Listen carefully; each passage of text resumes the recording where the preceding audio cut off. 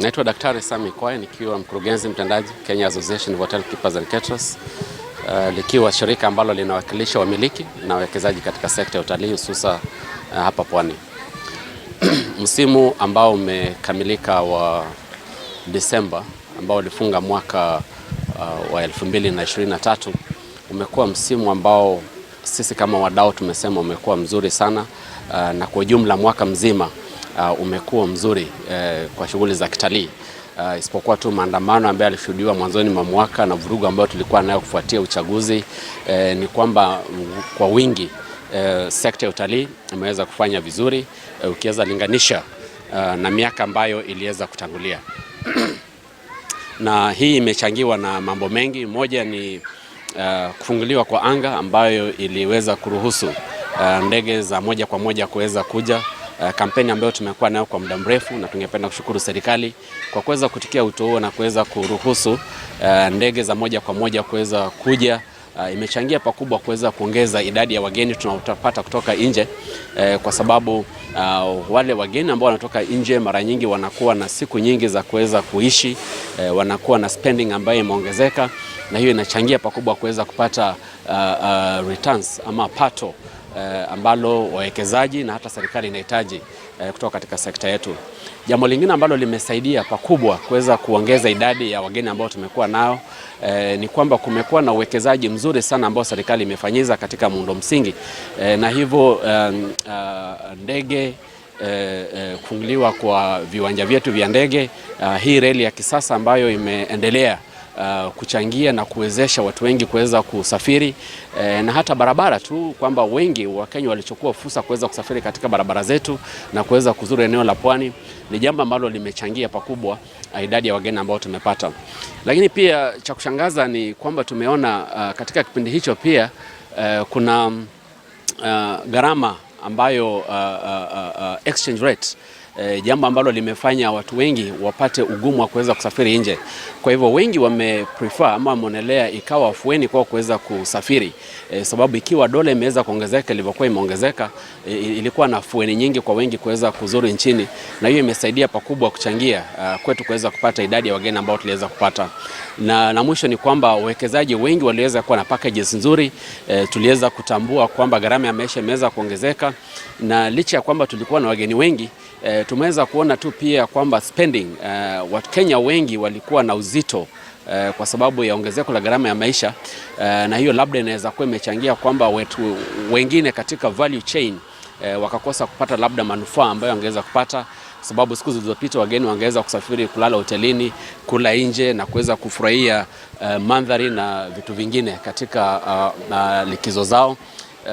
Hivyo tunaweza kusema kwamba kwa ufasaha kwamba ongezeko la gharama ya maisha huenda ikiwa itaweza kuangaziwa mwaka ujao, itatusaidia sana pakubwa kuweza kupata ongezeko la idadi ya wageni. Kwa hivyo matazamio yetu kwa mwaka ujao ni kwamba tuna mwaka huu, mwaka 2024, ni kwamba sekta ya utalii itafanya vizuri zaidi na kuweza kunawiri.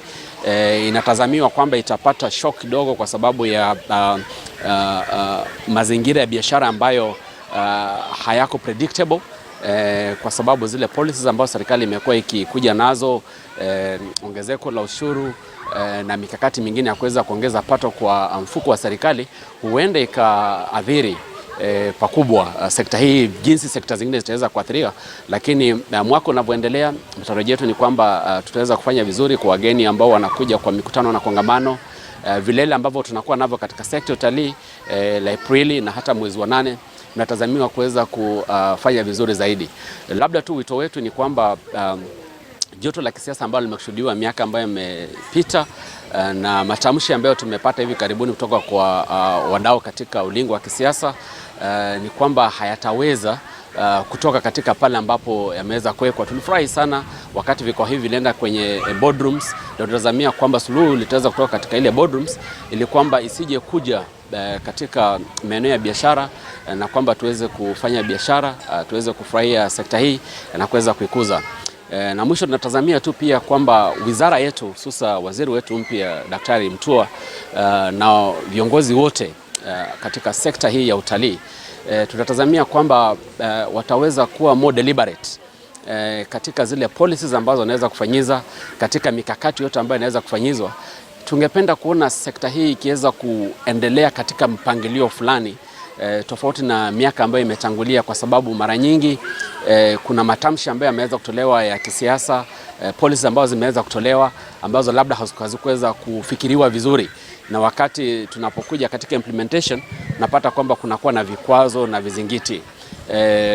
Tunatazamia tu kwamba serikali gatuzi, serikali kuu, viongozi wote husika na hasa professionals wale ambao wanahusika katika kufanya kazi katika sekta hii, tutaweza kuwa na fursa ya kuweza kuketi, kuweza kuangalia tourism policy, kuweza kuangalia sheria ambazo zinaathiri sekta hii ya utalii katika ulingo wa serikali kuu na hata katika serikali gatuzi, na kuhakikisha kwamba policies ambazo zinakusudiwa kuweza kupeleka sekta ya utalii mbele zitaweza kupatiwa kipaumbele ili kwamba tuwe deliberate.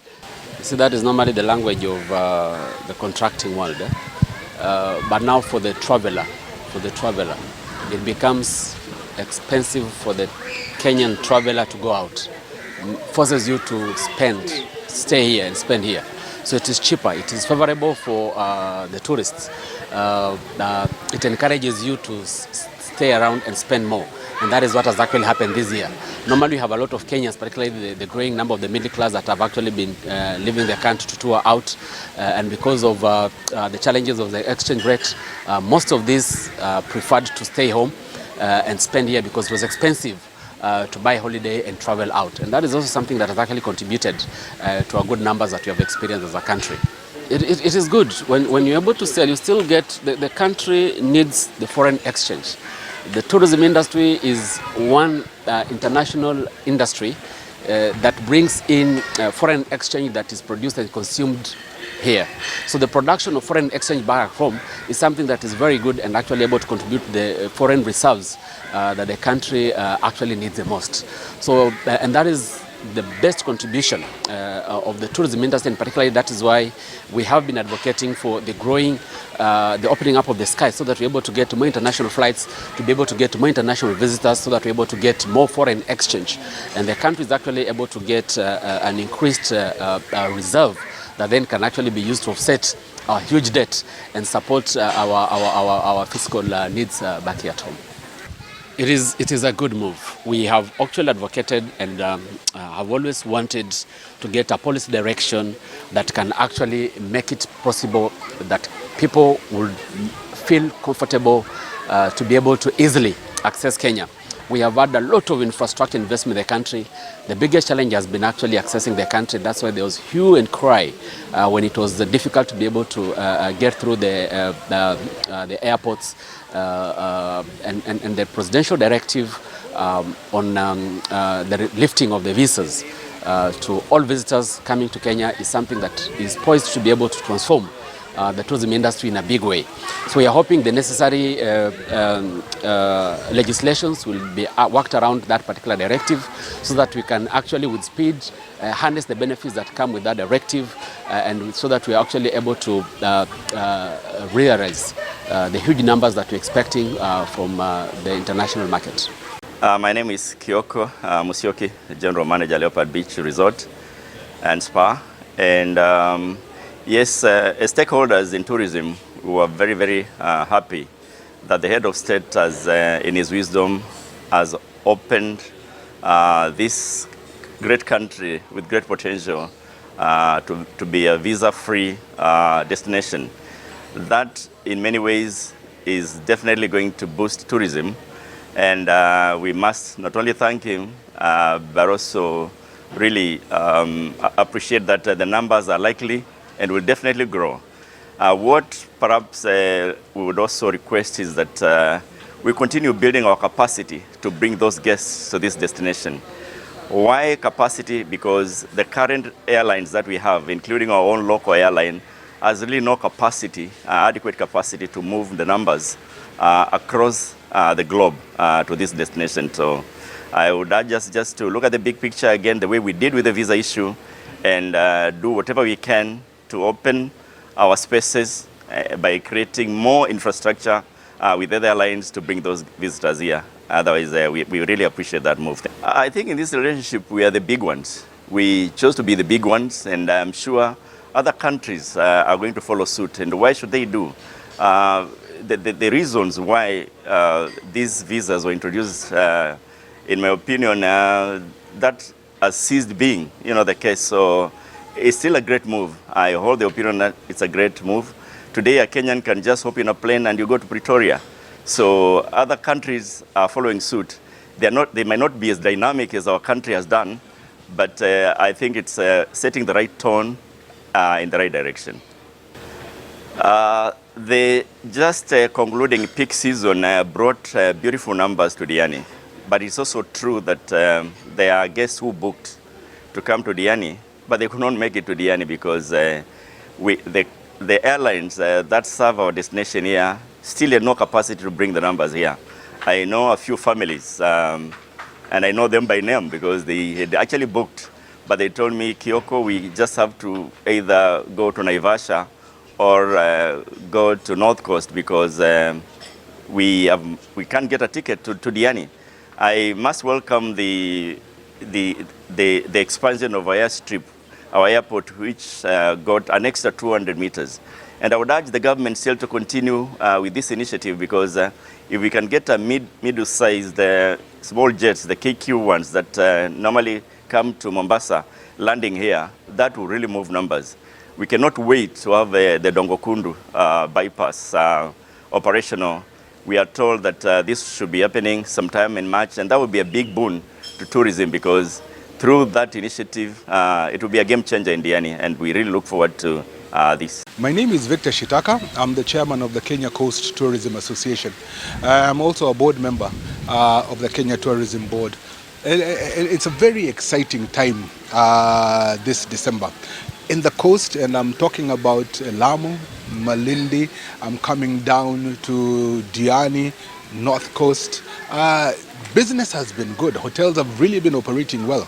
I'm talking about 90%, and the bigger hotels were completely full, 110%, because a lot of hotels were also overbooked, and they had to, throw people into Airbnbs. Airbnbs were also doing very well. So generally, it's been a very, very good year for tourism in December. Now, if you're looking at business this year, in terms of numbers of tourists between this year and last year, it has gone up 42% in the numbers coming into the country. Now, the numbers coming into the coast has also gone up. Gladly, we have also seen an increase in the number of international guests. If you look at last year and before, we were talking about local tourism or domestic tourism being up to 85-90% and 10% international.